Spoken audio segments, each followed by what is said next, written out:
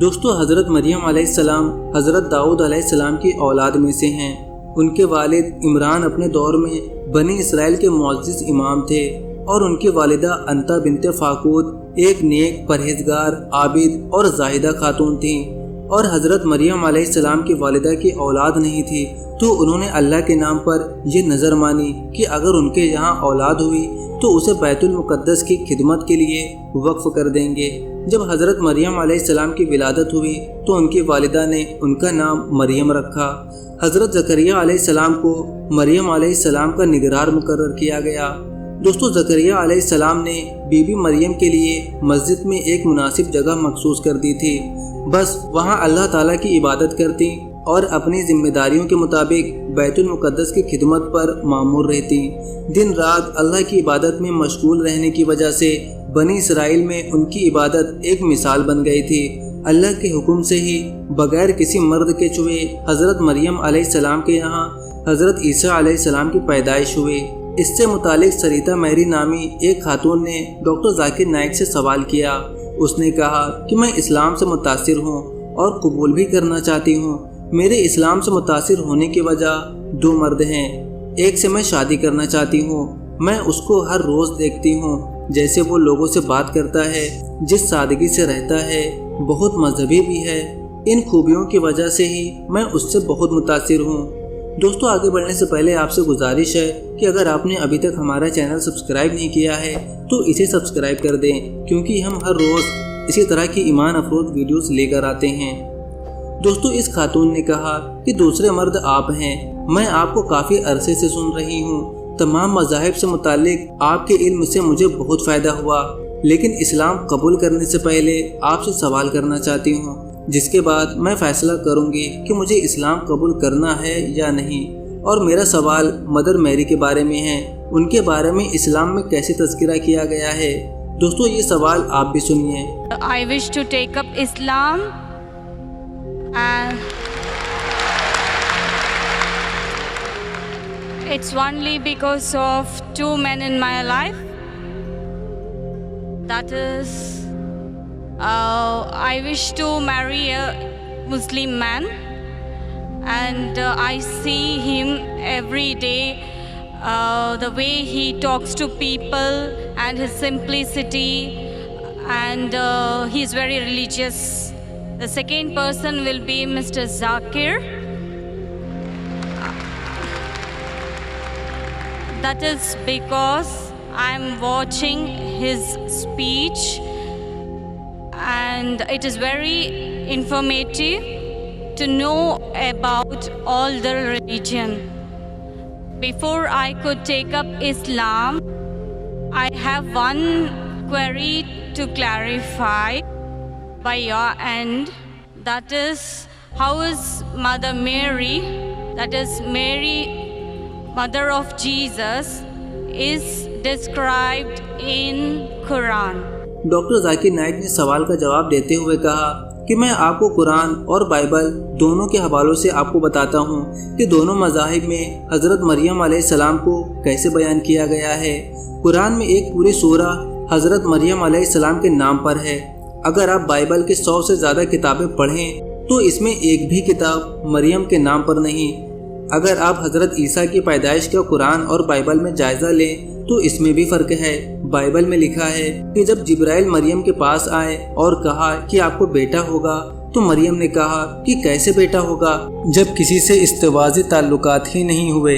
قرآن میں سورہ ال عمران میں لکھا ہے کہ انہوں نے جبرائیل سے کہا کیسے بیٹا ہوگا جب کسی مرد نے مجھے چھوا نہیں، تو جبرائیل علیہ السلام نے کہا کہ اللہ تعالیٰ جو چاہتا ہے وہ ہو جاتا ہے، یعنی ان کی عزت اور احترام ان کے اپنے جملوں میں بھی واضح بتایا گیا۔ دوسری طرف بائبل میں لکھا ہے کہ جبرائیل نے جواب دیا کہ اولاد کے لیے روح مقدس آپ میں آئے گی۔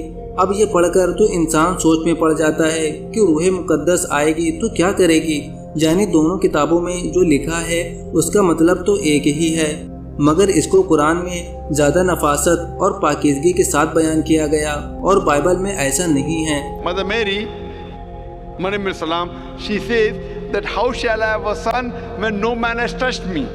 So Archangel Gabriel replies, Kun fayakun. when Allah decrees a matter and says to it be, and it is. So in the Quran it says, when Mother Mary questions that how shall I have a son when no man has touched me? That means no man has touched her sexually. So Archangel Gabriel replies, when Allah decrees a matter and says to it be, and it is. In the Bible, Archangel Gabriel replies that the Holy Spirit will come unto thee.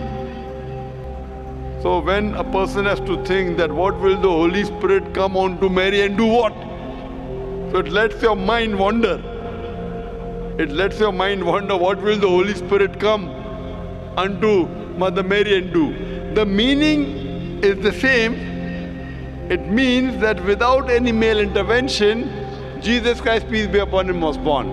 But the way the Quran describes is more sublime, is more divine, and is much more palatable as compared to the Bible. Doctor Zakir Naik نے اس خاتون کو بتایا کہ قرآن میں یہ واقعہ ایسے بیان کیا گیا کہ فرشتوں نے جب حضرت مریم کو یہ خوشخبری سنائی کہ اللہ تعالیٰ نے انہیں چن لیا ہے اور انہیں پاکیزہ بیٹا عطا کرے گا جو مقدس نبی ہوگا اور معجزات کے ساتھ اس کی تائید کی جائے گی، تو مریم علیہ السلام نے بن باپ کے بچے کی پیدائش پر تعجب کا اظہار کیا کیونکہ وہ شادی شدہ نہیں۔ تو فرشتوں نے انہیں آگاہ کیا کہ اللہ تعالیٰ ہر چیز پر قادر ہے، جب کسی چیز کو بنانے کا ارادہ رکھتا ہے تو اسے کہتا ہے اور وہ ہو جاتا ہے۔ لہٰذا مریم علیہ السلام نے اللہ کے فیصلے کے سامنے اپنا سر تسلیم خم کر دیا، اور انہیں اس بات کا بخوبی اندازہ تھا کہ ان کے لیے ایک بہت بڑی آزمائش ہوگی۔ حضرت مریم علیہ السلام جان چکی تھی کہ لوگ ان پر بہتان لگائیں گے، ان کی تصدیق نہیں کریں گے اور بچے کو دیکھ کر انہیں جھوٹا قرار دیں گے۔ حالانکہ وہ اپنے زہد و تقوی اور پرہیزگار کی وجہ سے بہت معروف تھیں اور ایک دینی اور نبوی گھرانے سے تعلق رکھتی تھیں۔ ڈاکٹر صاحب نے بتایا کہ قرآن پاک میں لکھا ہے کہ مریم کو سب پر ترجیح دی گئی، یعنی ان کا انتخاب تمام قوموں کی خواتین میں سے کیا گیا اور ان کو عزت و احترام، مرتبہ اور مقام دیا گیا۔ ڈاکٹر ذاکر نائک نے کہا کہ قرآن کو عربوں میں عربی زبان میں نازل کیا گیا اور اس وقت بنی اسرائیل یا یہودیوں اور عربوں کی زیادہ نہیں بنتی تھی، مگر قرآن میں فرمایا گیا کہ بنی اسرائیل میں سے خاتون کو چنا گیا، عربوں میں سے نہیں۔ تو سوچیں کتنے مرتبے کی بات ہے، اللہ نے ان کے نام سے پوری سورہ ہی اپنے قرآن میں نازل کی ہے۔ Quran is being revealed in Arabic to the Arabs, and at that time the Arabs and Jews did not get along well. The Quran says a Jewish woman, the mother of Jesus Christ, peace be upon him, Mother Mary, has been honored as the woman chosen above all the other women. Imagine Muhammad sallallahu alaihi wasallam is giving the message to the Arabs. It is actually antagonizing them, that a Jewish woman is chosen above the Arab woman. He did not say that his wife Khadija, may Allah be pleased with her, was the chosen woman, or his daughter Fatima, may Allah be pleased with her, the chosen woman. He could not, because Allah says that's the revelation from Allah, he has to repeat it. He says in the Quran that Mother Mary is the chosen woman above the women of all nations. So the respect given in the Quran to Mother Mary is far superior even than the Bible. Hope that answers the question, sister. Doctor صاحب نے اپنی بات ختم کی، لیکن وہ خاتون mic سے ہٹ چکی تھی، اس لیے جو اس نے شروع میں کہا تھا اسلام قبول کرنا چاہتی ہے وہ ہمیں اس لیکچر میں دیکھنے کو نہیں ملا، مگر ہم امید کرتے ہیں کہ اس خاتون نے اسلام قبول کر لیا ہوگا اور اس کو دین حق کی عالمگیر سچائی نے اپنے دائرہ شفقت میں لے لیا ہوگا۔